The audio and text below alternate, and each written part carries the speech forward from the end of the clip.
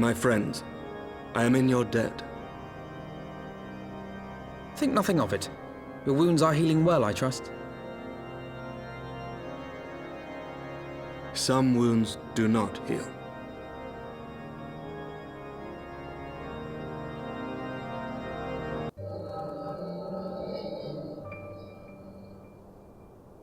The founding. The scriptures, 1,000 years of lies, all to deceive the common man. Nay, our own brothers and sisters. For the blood of the Knights 12 flows within all our veins. You knew this to be true.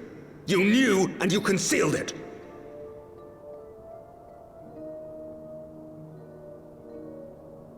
I should be interested to hear how you came by this knowledge.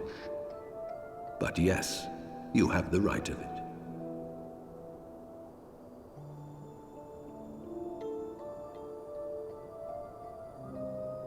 The architects of Ishgard, King Thordan and his Knights 12, entrapped and butchered the great worm, Ratatoskr, that they might partake of her eyes and thereby transcend their mortal limits.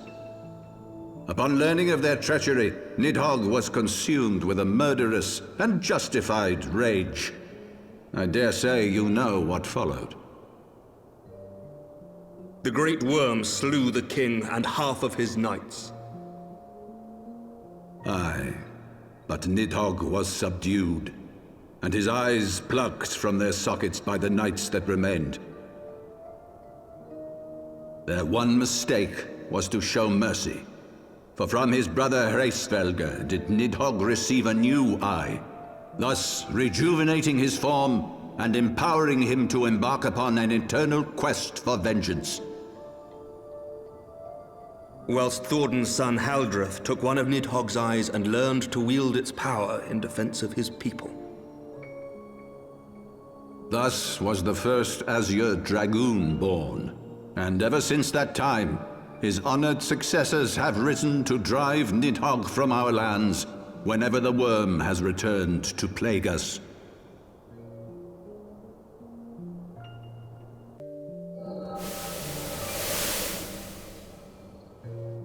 I ask you, my son, will you answer for my sins?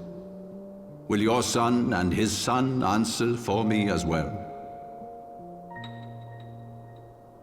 What do you mean? If a man cannot atone for his sins in the course of his all too fleeting life, must his progeny then be held to account? Must every subsequent generation be judged as well? Thordan's betrayal of Ratatoskr was an unconscionable, unforgivable sin. Should we then, as his descendants, meekly surrender ourselves to an eternity of punishment? Nay, say I. I would not see our children sacrificed in a vain attempt to appease an implacable foe. Dragons are not like us, my son. To they who live forever, the wrongs of antiquity are as those of yesterday. No reparations shall ever suffice. This fact alone should serve as ample justification for our actions. Yet some refuse to see it as such. For men like you, who yearn to commit themselves to a nobler cause, a more compelling narrative is required. This is your solution. This is how you protect our people. You have given us a lost cause, a death sentence. With your compelling narrative, you but doom our countrymen to give their lives for a lie. And they do so gladly. Highborn and lowborn alike are proud to serve, to fight and die for their country.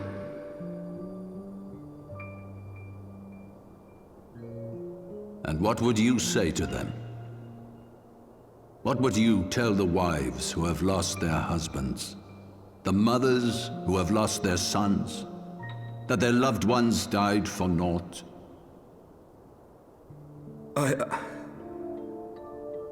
Over the course of 1,000 years, countless men have donned these robes. and every one of them came to accept the necessity of this solution. Once, I hoped you might come to accept it as well.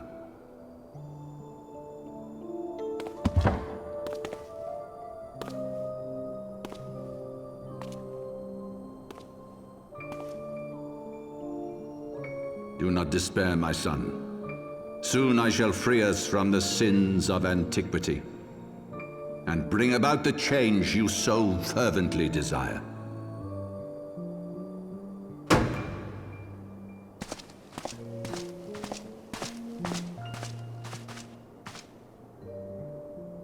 If he has spoken with others, I would have their names. Escort him to a cell and question him thoroughly. Your Eminence.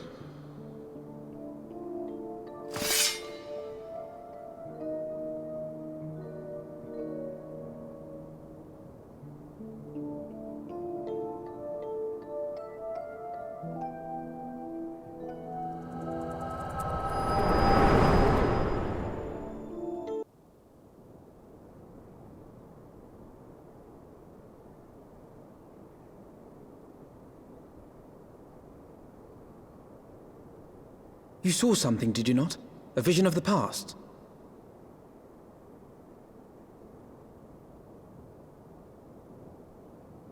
So this is the power of the Echo. Would that it had shown you a finer moment from my past. 'Twas an exercise in futility, as you saw. Faced with the firmity of his conviction and his many ready rejoinders, my words deserted me. To be frank, I am embarrassed to recall it.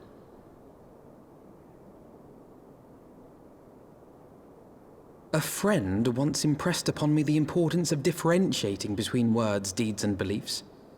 Were he here, I suspect he would judge your father's conviction to be no more than rank, self-serving delusion. Even so, I cannot help but wonder what manner of change he intends to bring about. I have given some thought to that as well. During the battle within the vault, the Heavensward demonstrated strange and unnatural abilities. Aye, the manner in which Sir Zephyrin struck down Lord Haurchefant was unlike anything I've ever seen before. The spectacle called to mind King Thordan and his Knights 12 as they are depicted in scripture, holy powers and all. Mere fabrications, which have become objects of faith, instilled with the belief of countless devoted souls. 7 hells!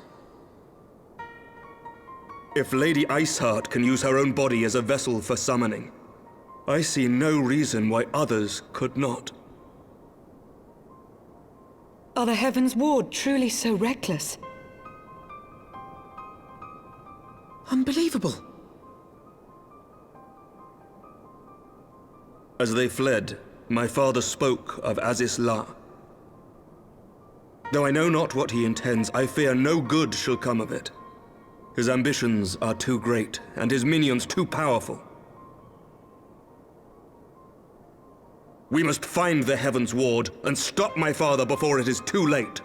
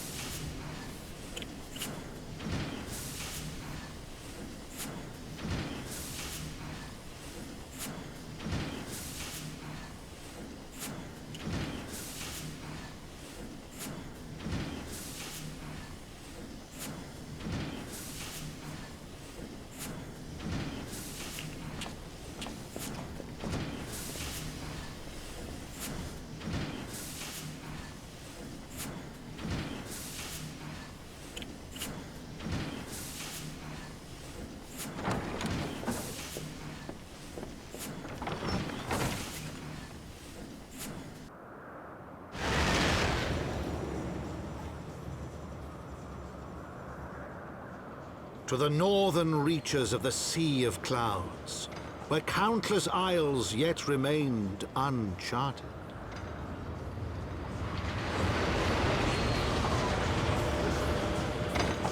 In search of a mysterious land known as Azizlar, and the unmasked villain who sought to claim its secrets.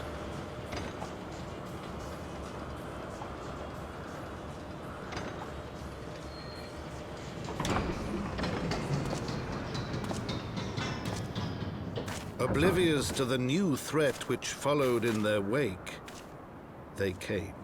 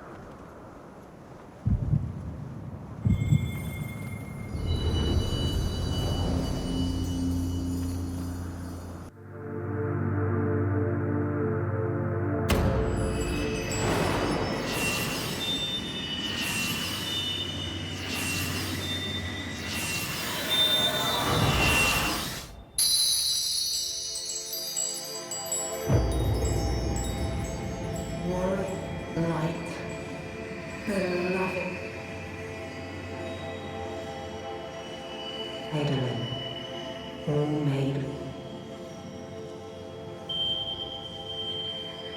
Darkness, light to none known. Hearken. Receiver, blessing, small.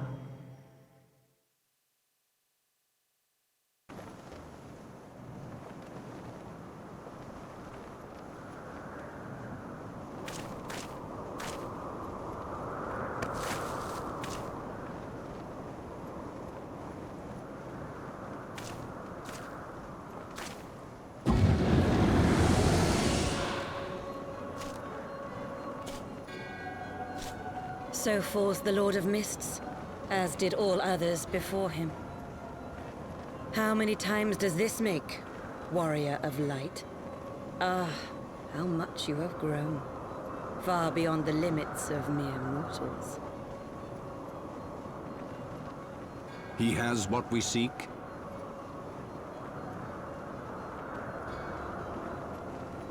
That he does. The key to Azizla and the secrets of Alag.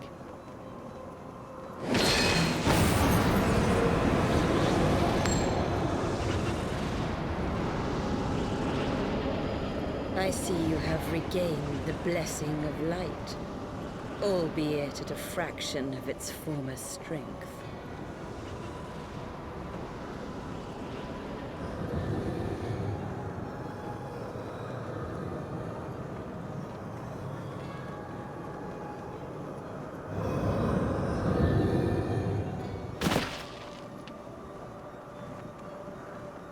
My thanks to you, Ascian. And to you as well, Warrior of Light, for saving us the effort of slaying Bismarck.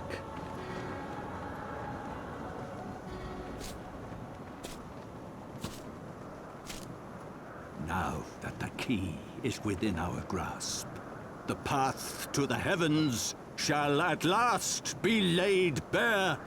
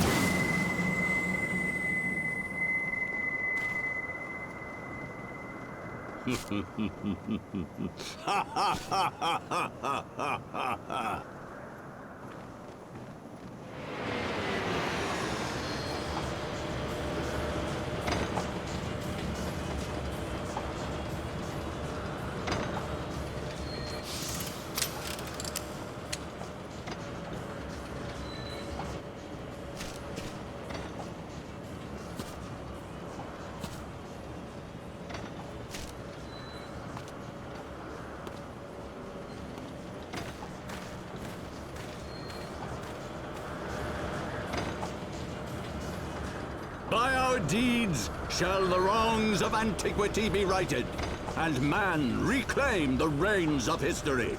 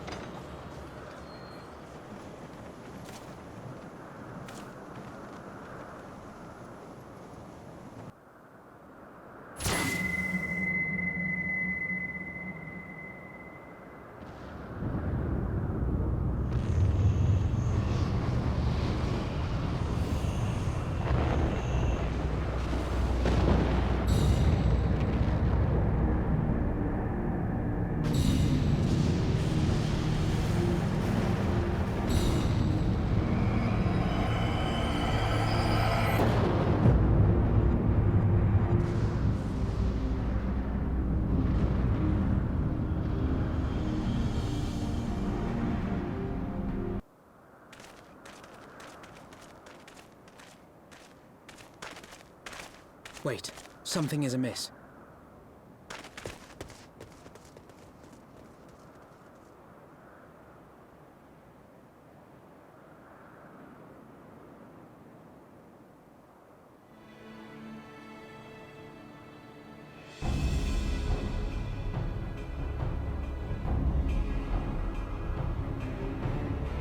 Imperial troops. And they have already secured the area.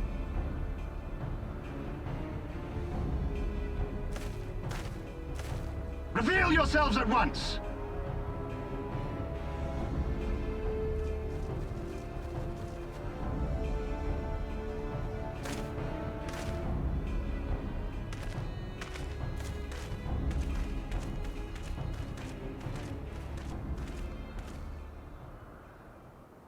And there I was, expecting more beastmen.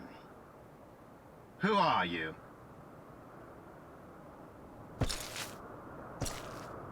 I thought Ishgardians responsible for the disappearance of our scouts, but I see now that I was mistaken.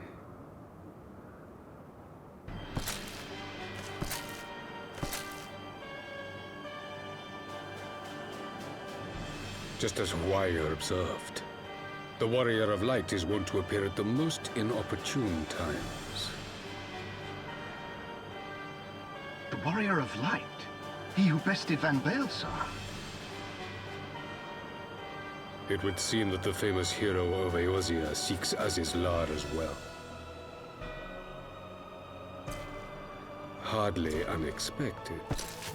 The secrets of the Allagan's power to bind icons to their will could scarcely fail to interest the scions of the Seventh Dawn. You know as well as we what will ensue should these insatiable creatures be allowed to roam free. That their very existence threatens the life of this star. We but disagree on the solution to the problem. Genocide has ever been the Empire's favored recourse. And that is why we will continue to oppose your every attempt to claim Eorzea. You do not hesitate to speak your mind, even when your every word could be your last. Alas, your sentiments betray the narrowness of your view. The fate of Eorzea and its inhabitants is of little concern next to the fate of the world.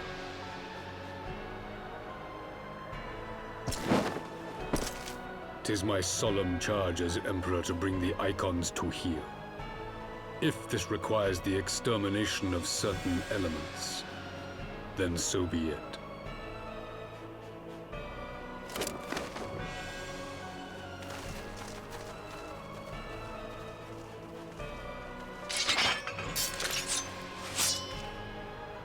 No, don't! They are not his thralls!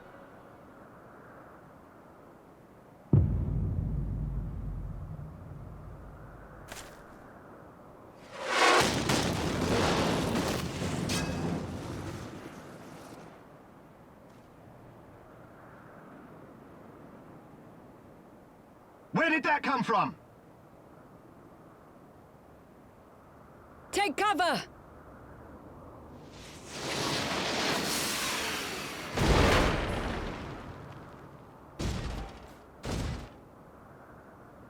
Your Radiance, we must withdraw.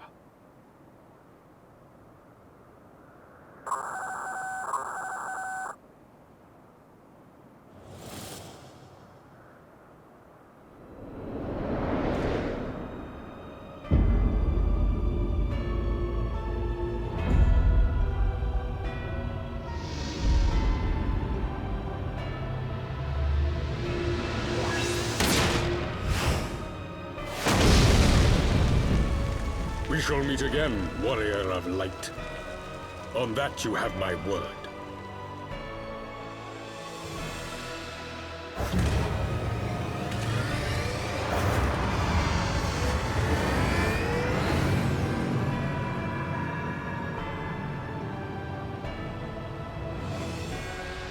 So Garlemald too has designs on Azizlar.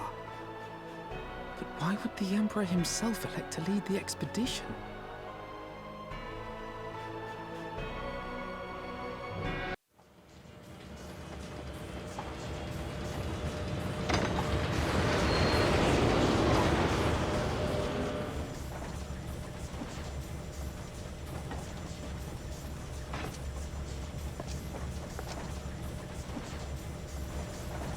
I did not think that I would ever have occasion to pilot a suit of Magitech armor again.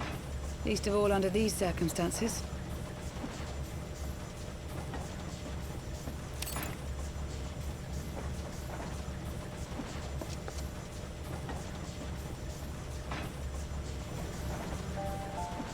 My full name is Lucia Go Junius, and I was born a citizen of Garlemald.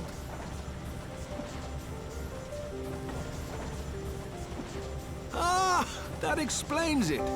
When we first met in Ishgard, I very nearly called you Livia. Livia? Livia Sas Junius? The tribunus who served under Gaius van Baelsar? Aye, she was my sister, though we spent little time together. After our parents were killed in an uprising, we were sent to live in different households, setting us on separate paths. Livia felt at home on the battlefield and chose to become a soldier, while I underwent training to become a spy. Then, Ishgard was... My mission. It was believed that Allagan relics of great worth were stored in the vault, and I was sent to investigate. Though I was given little information at the time, I now suspect I was searching for the key we but recently lost. And then I met Sir Emmerich.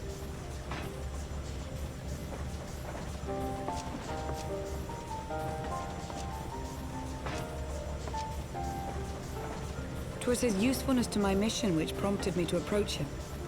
But I soon found myself drawn to him for other reasons. He too was a prisoner of his past, judged for his heritage as a bastard son of the Archbishop. Yet unlike my sister and I, he did not curse his fate. He simply rose above it. In time, I came to realize that I had found a man worth following, and a new home besides. And when I subsequently confessed all to Sir Emmerich, he was good enough to accept me into his service. I do not question your loyalty to Sir Emmerich. It is your loyalty to your sister which concerns me. I have long been of the opinion that those who dwell in the past risk losing sight of their future. My sister fought for her convictions and for those she held dear. So do I. So must we all.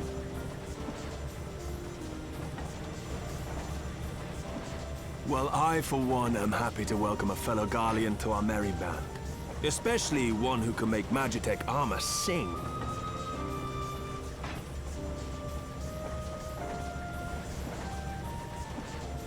Chief, we should be getting close. Once we break through those clouds, we'll be right where the light was pointing. Right where Azizlar should be. Hold on, everyone!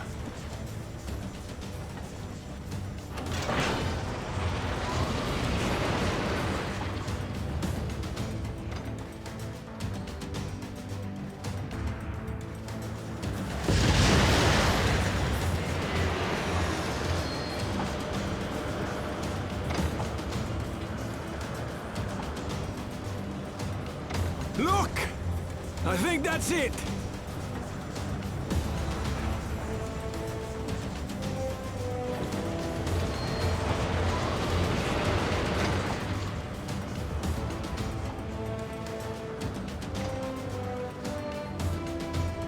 Chief, is that...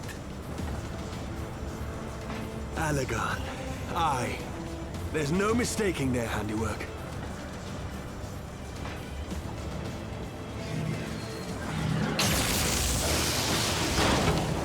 What was that?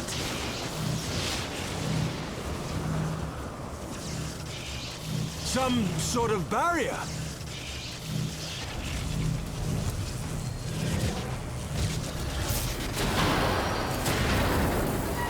She won't hold, Chief! She's breaking up! I've lost the auxiliary propeller! Sid, it's no use! We must return to Ishgard and find another way! God damn it all! Why do the Allagans always have to make everything so bloody complicated?